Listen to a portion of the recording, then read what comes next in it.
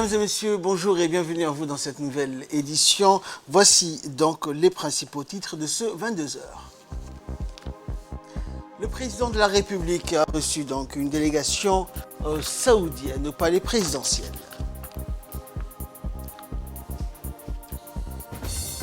Et avant cette réunion avec la délégation saoudienne, le chef de l'État avait reçu les membres du gouvernement en charge du plan Orsec. Et violence contre les femmes, mobilisation historique à Paris et à Rome. Bonsoir à tous. Le président de la République, Ismaël Omar Guelleh, a reçu cet après-midi au palais présidentiel une délégation de haut niveau du Fonds saoudien pour le développement, conduite par le vice-président du Fonds Khalid bin Suleiman Al-Qudayri. La délégation saoudienne a été introduite auprès du président de la République par le ministre de l'économie et des finances, Ilyas Moussa Daoualé. Au cours de cette rencontre, le chef de l'État et la délégation du Fonds saoudien pour le développement ont discuté de relations fraternelles, donc de la coopération entre la République de Djibouti et l'Arabie saoudite, également les divers projets financés par le Fonds saoudien pour le développement à Djibouti, notamment le projet de construction et d'équipement de la Cour suprême, le projet Fondation du droit au logement, ainsi que le programme saoudien de forage depuis développement rural en Afrique, qui était donc au cœur de cette entrevue. Le président a félicité le Royaume d'Arabie saoudite pour ses efforts visant à accompagner les démarches du gouvernement djiboutien pour réaliser le développement économique et social souhaité dans notre pays. Le ministre de l'économie et des finances, chargé de l'industrie, Moussa Daoualé, et l'ambassadeur de Djibouti à Riyad, Yaedine Saïd Bamakhrama, ont assisté à cette entrevue et il convient de noter que les relations de Djibouti avec l'Arabie saoudite ont connu un développement remarquable au cours de la période récente grâce au leadership judicieux des deux pays représentés par le président Ismaël Omar Guelleh et le gardien des deux saintes mosquées, le roi Salman ibn Abdelaziz Al Saoud.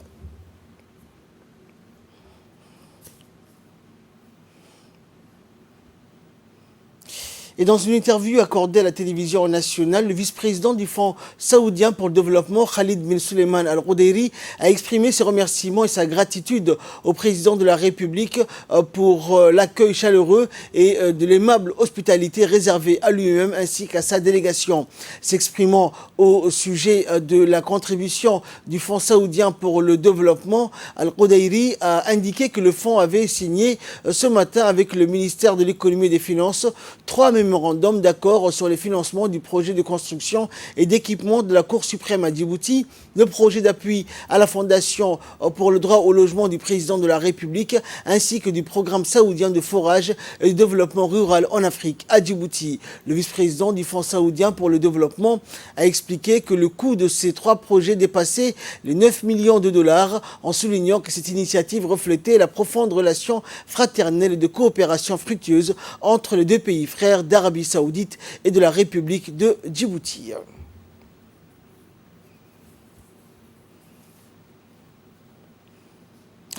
Et le ministre de l'économie et des finances, chargé de l'industrie, Moussa Daoualé, a affirmé quant à lui que l'Arabie saoudite était un partenaire clé de notre pays dans divers domaines, en soulignant en même temps la contribution du Fonds saoudien pour le développement au programme et projets de développement à Djibouti. On l'écoute.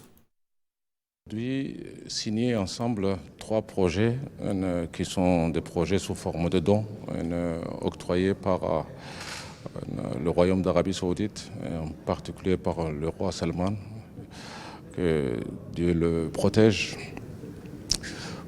Ces 3 projets consistent notamment en un projet très important dans le cadre du programme national de lutte contre la soif qui concerne la région de Bissidourou au nord du pays, et en particulier qui va relier Bissidourou, Korangar, pour ensuite approvisionner en eau potable la ville de Bok. Vous savez que cette partie de notre pays souffre beaucoup de stress hydrique. Et donc c'était un projet qui était en gestation depuis longtemps. Aujourd'hui, alhamdoulilah, c'est finalisé. Le deuxième projet va porter sur le développement de logements sociaux dans le cadre du projet de la Fondation droit au logement décent, qui est sous le leadership du président de la République, comme tout le monde le sait, et a déjà construit plusieurs centaines, sinon des milliers de logements sociaux. Et cette partie de dons va également nous permettre et permettre à la Fondation d'offrir aux plus démunis des logements décents, comme c'est la priorité également du chef de l'État.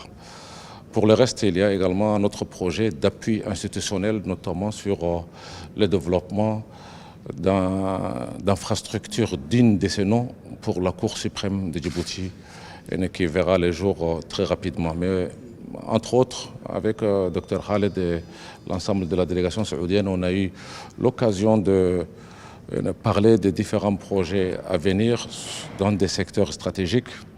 Il n'est pas sans rappeler également que les fonds saoudiens financent la route Qalafi-Dekil, qui va très bientôt démarrer. Les appels d'offres sont lancés et nous pensons que dans les semaines à venir, nous verrons la suite de cette route qui est déjà en partie financée par un autre partenaire.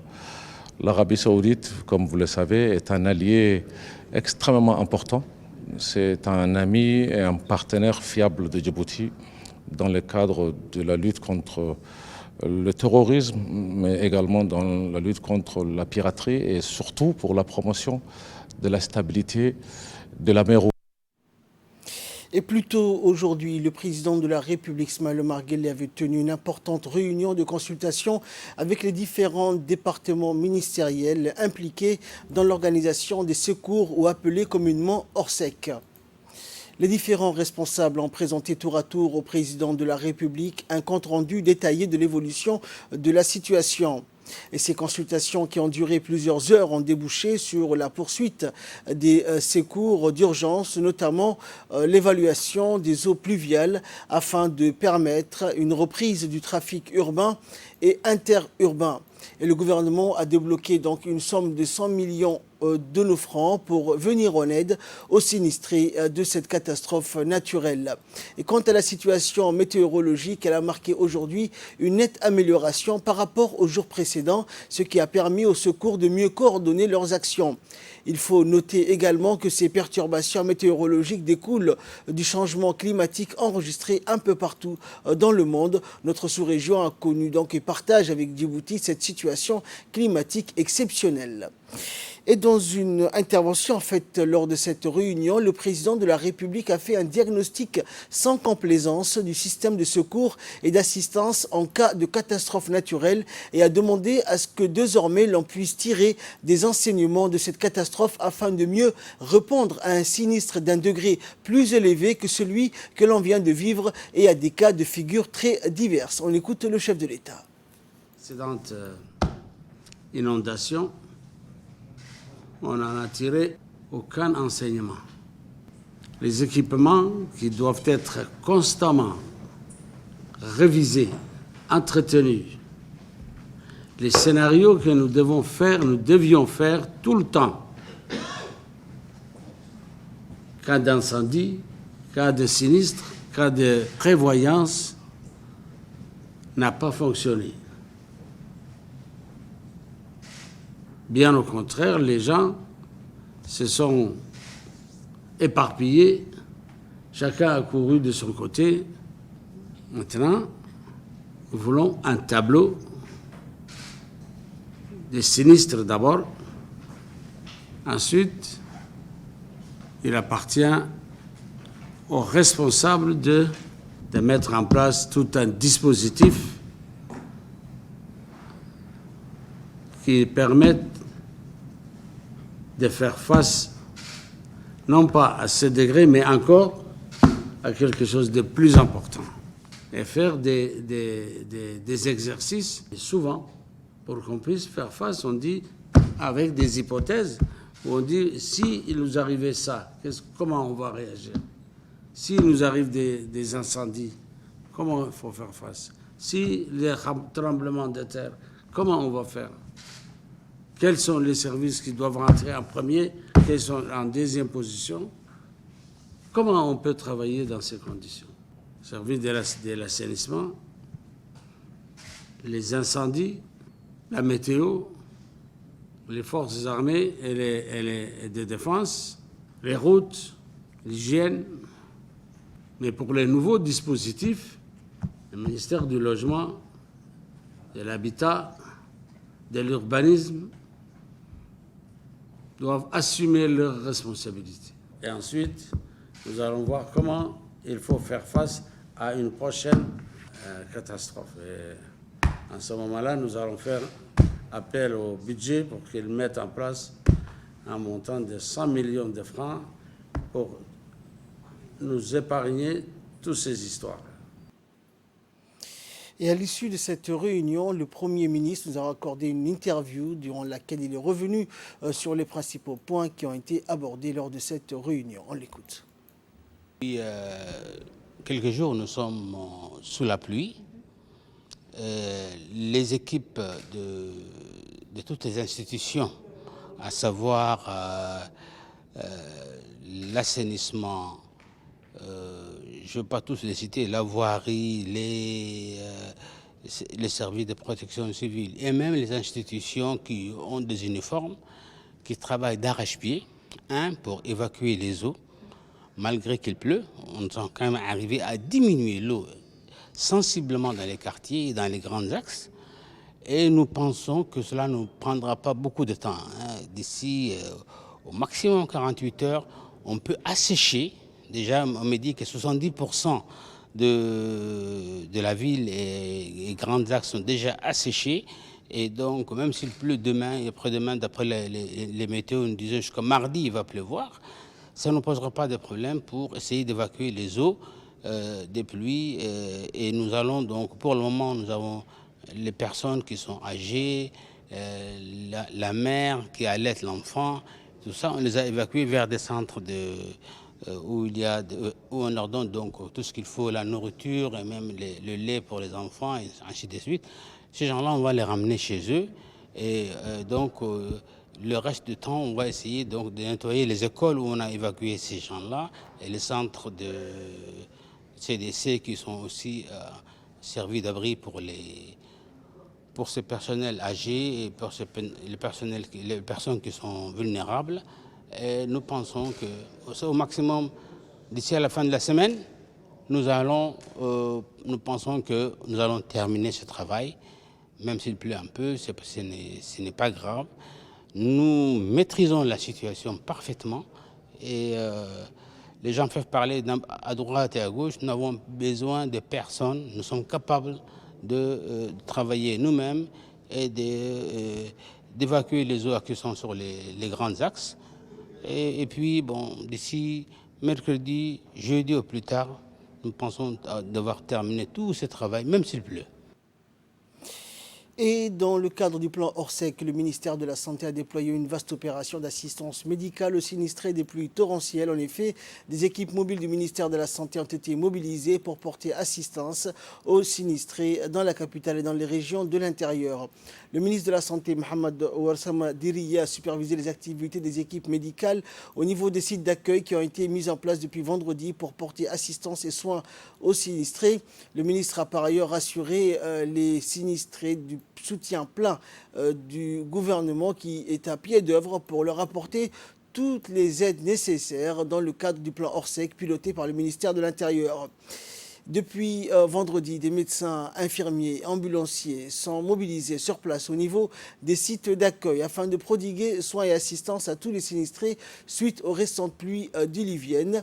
Le ministère de l'Intérieur rappelle également qu'un numéro vert gratuit de 119 est mis à leur disposition et à la population 24 heures sur 24 pour répondre aux besoins médicaux d'urgence. En raison des prévisions météorologiques, le ministère de la Santé appelle la population du Boussane à veiller aux précautions d'hygiène et de propreté environnementale afin de prévenir l'insalubrité qui est source d'infections et de maladies. Les pluies diluviennes qui se sont abattues dernièrement à Djibouti-Ville ont provoqué pas mal de dégâts matériels, comme vous allez le voir donc sur ces images. Des poteaux électriques endommagés et des câbles haute tension arrachés, des fissurations, des chaussées et un pont coupé en deux dans la commune de Balbala. Quelques foyers ont été également privés d'électricité. Un groupe d'habitants de la cité Hodan s'est mobilisé afin de réparer ces dégradations de chaussées et des tuyaux, des grands tuyaux donc d'assainissement qui conduisent donc l'eau potable vers les différents quartiers du quartier de la cité Hodan. Cette dégradation fait suite à la forte pluie survenue à Djibouti, rappelant qu'une cellule de crise a été mise sur pied par le gouvernement et un numéro vert, le 1516, a été mis à la disposition de la population pour le signalement des urgences.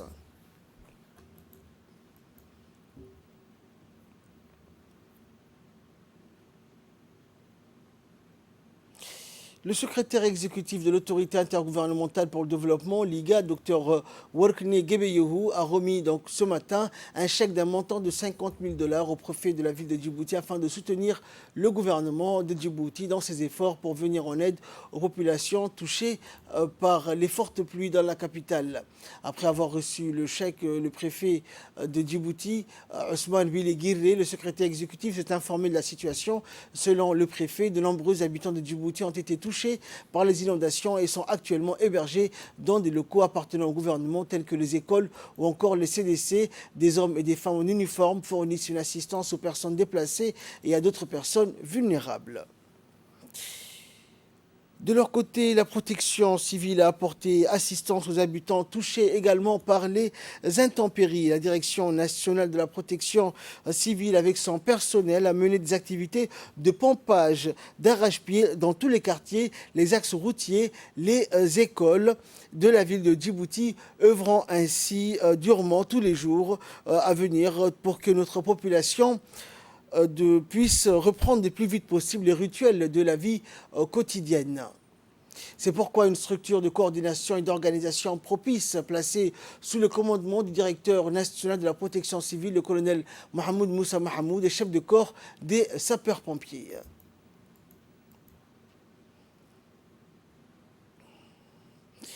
Les gardes-côtes djiboutiens sont mobilisés depuis le début des intempéries de lancement du plan Orsec. Plusieurs pompes ont été mises en place dans différents quartiers inondés de la capitale. Le commandant des gardes-côtes, Mohamed Adawi Mohamed, et la sous-préfète du 3e arrondissement, Fatouma Ibrahim Ali, ont constaté de visu les dégâts causés par les oueds aux abords de l'oued Ambouli. Les habitants du quartier Vietnam ont tous été mobilisés aux côtés des forces de l'ordre, notamment les gardes-côtes, qui leur donnent un soutien considérable tant au niveau des familles qui ont subi les pertes de leurs biens maternels. Les dégâts sont à déplorer actuellement sur les abords de l'oued de 2 jeunes disparus et encore des morts donc retrouvés dans l'oued d'Ambouli. Le commandant des gardes-côtes, Mohamed Adaw Mohamed, s'est réjoui de l'effort que les agents ont pu mener donc sur place et a prié les familles aux environs de l'oued de faire extrêmement attention à ne pas laisser leurs enfants jouer sur les environs de l'oued. L'une au niveau de l'oued et l'autre au niveau de la mer à la jonction de l'oued d'Ambouli. Et nous faisons tout le possible pour retrouver les corps et le travail continue jusqu'à maintenant. Donc je lance un appel à la population et en particulier aux jeunes et aux parents. J'ai dit aux parents de prendre les responsabilités et de garder les enfants loin de l'oued pendant cette période. Et surtout aux jeunes, je leur dis de ne plus s'approcher, c'est dangereux de se mettre dans l'oued et de jouer avec les cris d'oued. Et concernant toujours ces pluies diluviennes qui se sont abattues sur le pays, les secours aux sinistrés se multiplient. Le centre commercial Rayan, qui n'est pas encore inauguré, a servi de refuge aux familles sinistrées des intempéries. Ces secours orchestrés par les membres du gouvernement suite au déclenchement du plan Orsec ont permis à de nombreuses familles de surmonter dignement cette catastrophe. De nombreuses autres institutions ont également participé à ces actions de solidarité d'envergure nationale. Le secrétaire d'État à la jeunesse et au sport tient donc à remercier toutes les bonnes volontés qui sont impliquées de près ou de loin à la concrétisation de cette solidarité.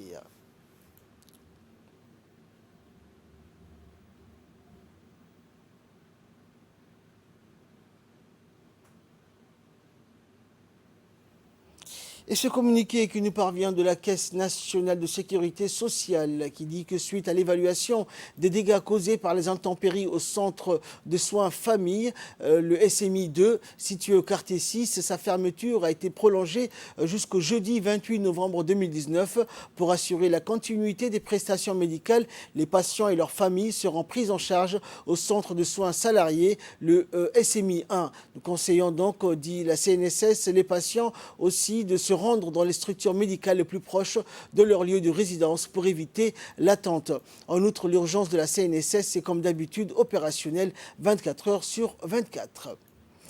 Direction la région de Tadjoura qui n'est pas épargnée donc par les pluies diluviennes qu'a connu le pays ces 2 derniers jours car des fortes précipitations ont été observées sur l'ensemble de la région de Tadjoura. Certains quartiers de la ville ont été touchés par ces inondations et d'autres par des glissements de terrain et crues de l'Oued mais sans faire de dégâts humains. Cependant, le préfet de la région, Hassan Dabali Ahmed, s'est réuni avec les responsables des différents services ainsi qu'avec des chefs de quartier afin de s'enquérir de la situation. Le préfet Hassan Dabelé s'est déplacé dans les différentes localités de la région afin de constater les dégâts causés par ces pluies diluviennes. Cependant, bien que certaines voies de transport ont été endommagées par les crues de l'Oued, la préfecture de Tadjoura, avec à sa tête Hassan Dabelé, reste mobilisée et ne ménage aucun effort pour débloquer la situation.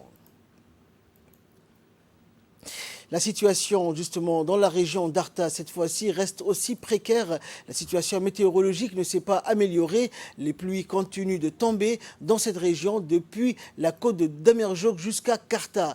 Tout ce secteur reste encore très pluvieux. Arta et Ouéa ont également enregistré des glissements de terrain observés dans certaines zones. La préfecture d'Arta a évacué une quarantaine de familles dans une zone très instable et argileuse et ont été logées à l'école d'Arta. À Ouéa également, à titre préventif, une quarantaine de familles également sont logées à l'école de Ouéa. Dans les zones côtières, 150 familles dont les logements sont complètement sous les eaux ont été logées à l'école de Ali Ouné. Le préfet de la région d'Arta, Mohamed Cheikh Hassan, accompagné du ministre de l'Énergie, Younis Ali Guédi, et du président du conseil régional, s'est rendu au chevet des familles déplacées dans les écoles pour évaluer les besoins et coordonner et quantifier les secours d'urgence.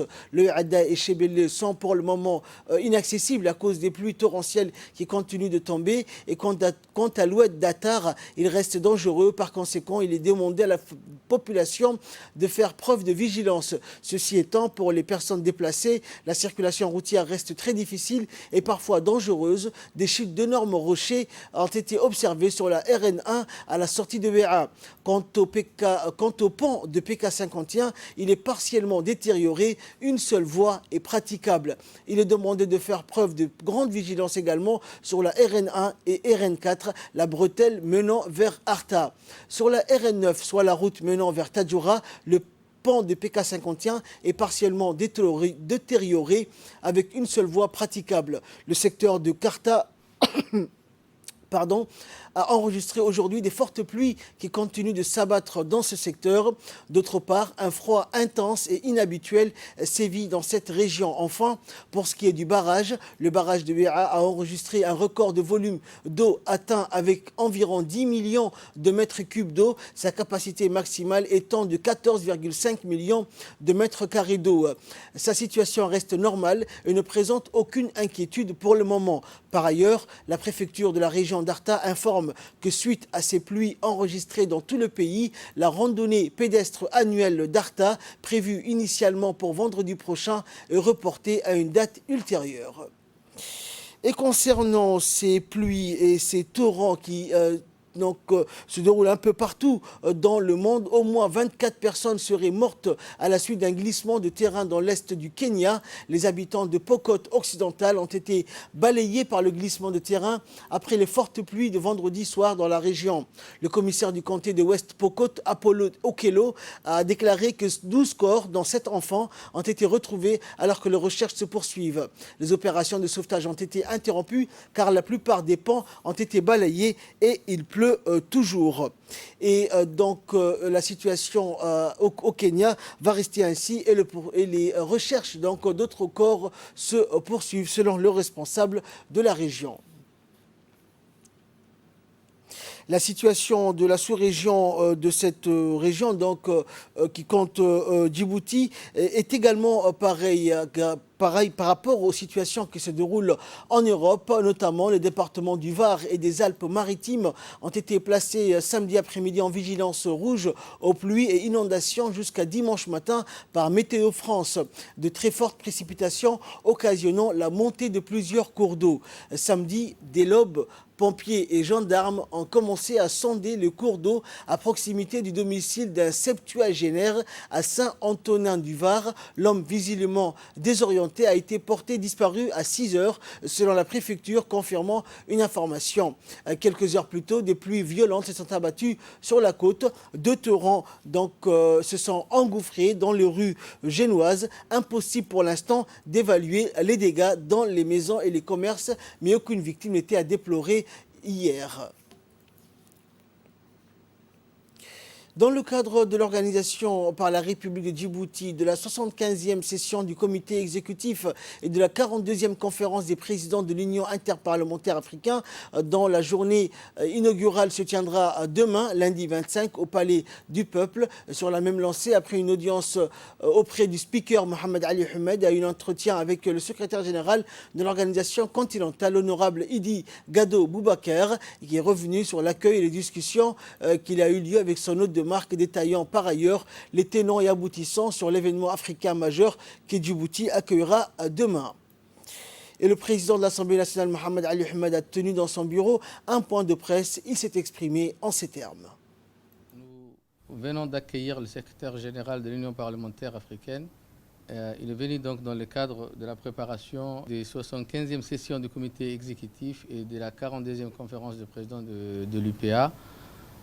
Et toutes les dispositions sont prises et nous sommes prêts à accueillir cette conférence qui va débuter demain, lundi 25 novembre, jusqu'au 29 novembre 2019.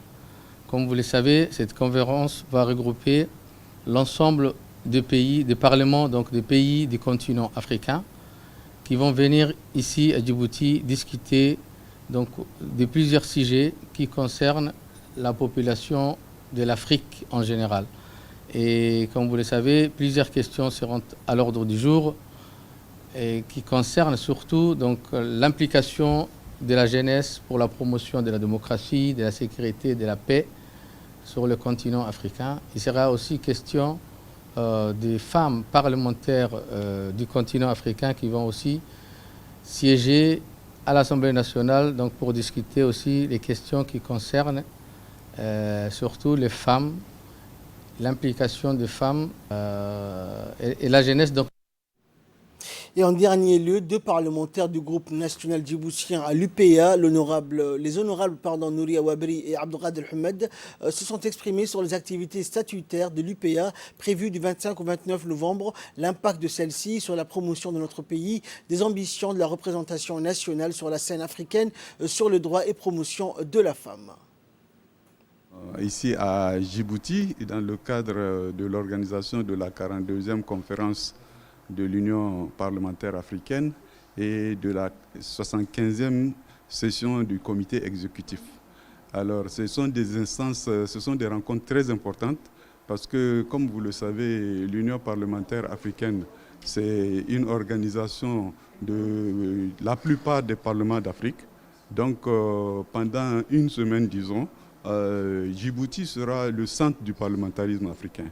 Alors ce sont des rencontres très importantes avec des personnalités importantes et d'abord il faut saluer le fait que cette rencontre se tienne à Djibouti. Je pense que c'est une caution pour la démocratie djiboutienne et ce sont des rencontres en tout cas qui apporteront, nous pensons, quelque chose à la stabilité de ce pays. Les enjeux, vraiment pour me résumer, disons qu'il y aura l'examen de certaines modifications des textes de base de l'UPA, de l'Union parlementaire africaine, parce que nous voulons faire en sorte que dans ces textes, en tout cas, que ces textes prennent en compte la femme, les jeunes et les femmes. Et ce sont des enjeux très importants parce que vous savez, aujourd'hui, rien ne peut se faire de concret sans tenir compte vraiment de cette frange de notre population, c'est-à-dire les femmes et les jeunes. Donc nous allons modifier les règlements, les textes de base de l'UPA pour faire en sorte que ces populations qui représentent plus de 50% des peuples d'Afrique trouvent leur place et la place qui leur revient, en tout cas dans les activités de l'UPA. Et de là, nous passons à ce qui fait la une de l'actualité internationale. Violences faites aux femmes, mobilisation historique en France et en Italie. Agresseurs, harceleurs, t'es foutus, les femmes sont dans la rue. Des dizaines de milliers de personnes ont battu le pavé hier dans toute la France pour dire stop aux violences sexistes et sexuelles. Une marée violette pour peser sur le gouvernement à 2 jours de la fin du Grenelle lancé contre ce fléau. La trentaine de marches organisées en France a rassemblé 150 000 personnes, dont 100 000 à Paris, selon le collectif féminin #NousToutes. Le cabinet Occurrence a pour sa part dénombré 49 000 manifestants dans la capitale lors de son comptage pour un collectif de médias. À Paris, derrière la banderole de cette tenue par l'Union nationale des familles de féminicides, plusieurs personnes portaient des pancartes affichant la photo de leurs proches tués. Depuis le début de l'année 2019, au total, 117 femmes ont été tuées par leurs conjoints ou ex-conjoints selon un décompte et une étude au cas par cas. Près de 70 organisations et de nombreuses personnalités se sont jointes au défilé parisien. C'est tout pour cette édition. Merci à vous de nous avoir suivis. Excellente soirée sur Télé Djibouti.